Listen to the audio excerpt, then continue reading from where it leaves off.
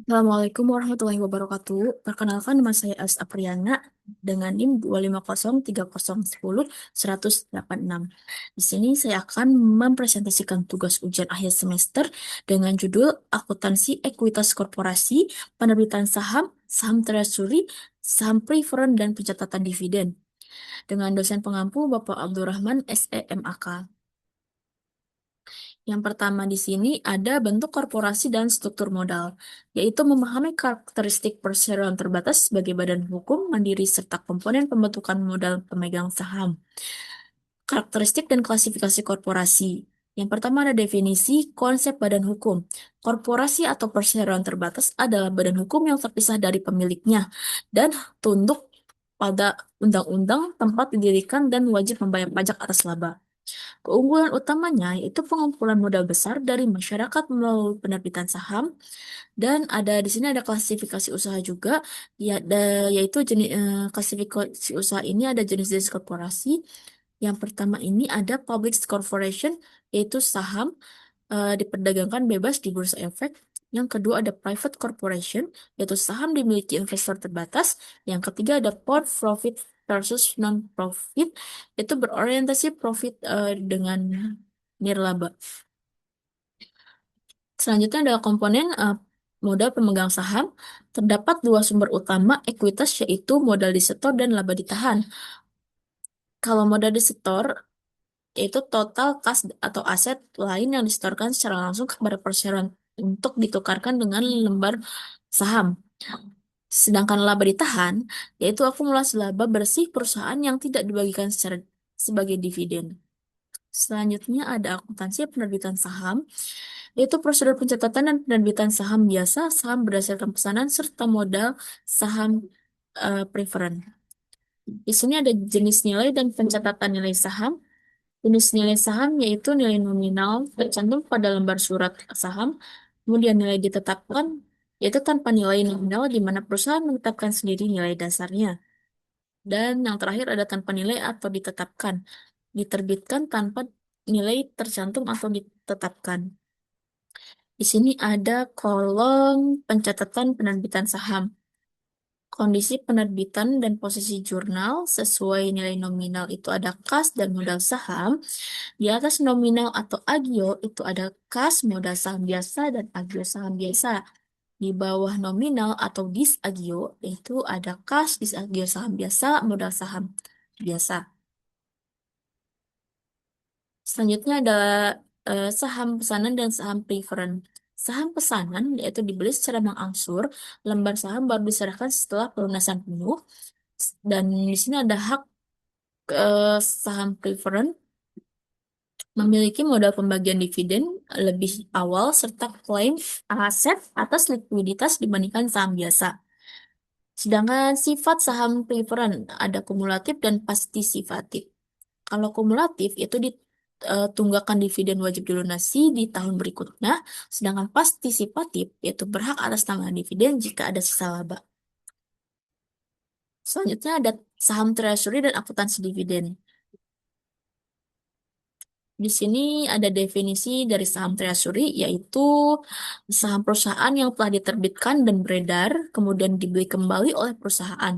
Tujuan utamanya ya adalah tujuan utama pembelian kembali saham tersebut yaitu sebagai bonus atau kompensasi bagi manajemen atau karyawan, kemudian meningkatkan volume dan mendongkrak harga pasar, terakhir meningkatkan laba per lembar saham.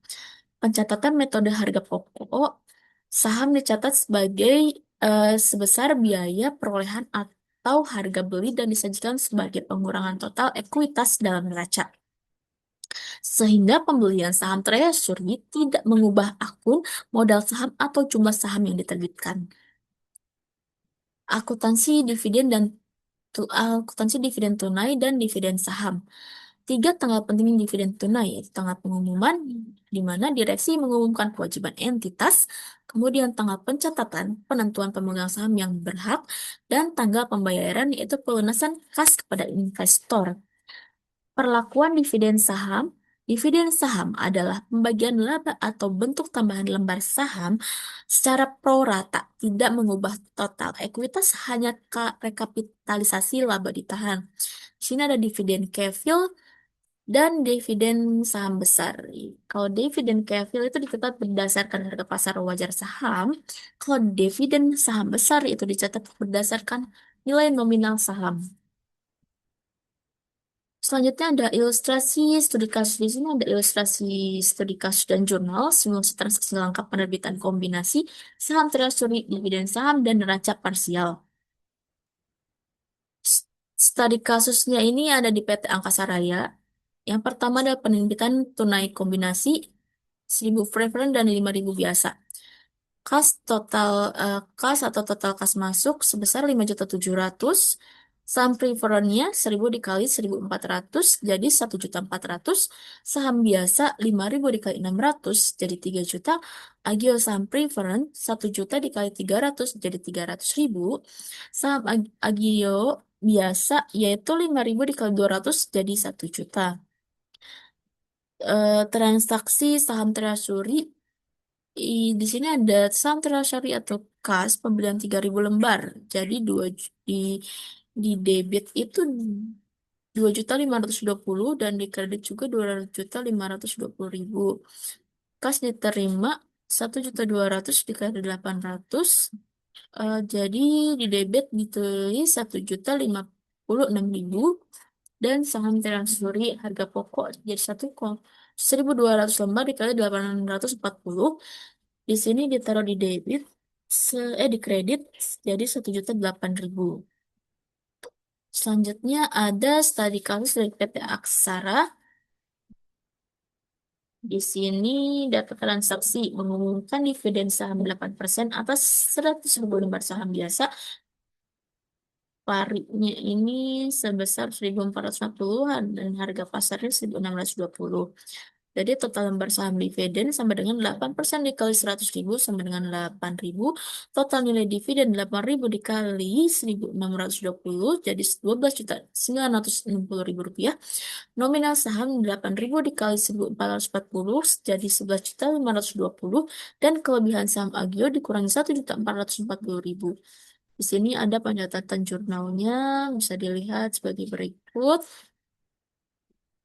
Selanjutnya ada neraca parsial PT Angkasa Raya. PT Angkasa Raya yaitu laporan keuangan parsial. Di sini ada neracanya di mana modal pemegang saham itu ada saham preferred, saham biasa. Saham preferred ini 1.400 atau 1.000 lembar lebih diterbitkan dan beredar. Jadi totalnya 1.400.000.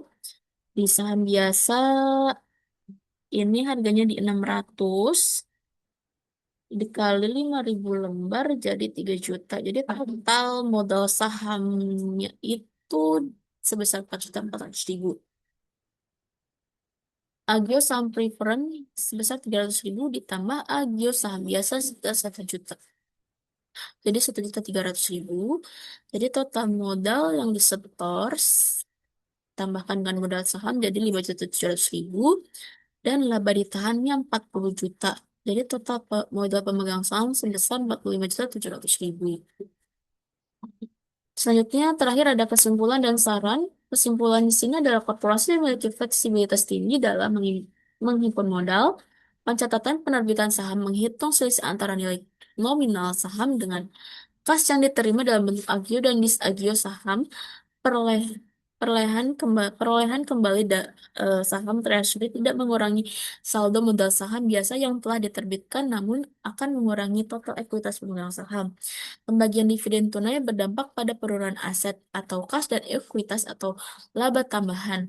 Sedangkan dividen saham hanya melakukan refleksifikasi dari laba ditahan menjadi modal di store tanpa mengubah total ekuitas perusahaan.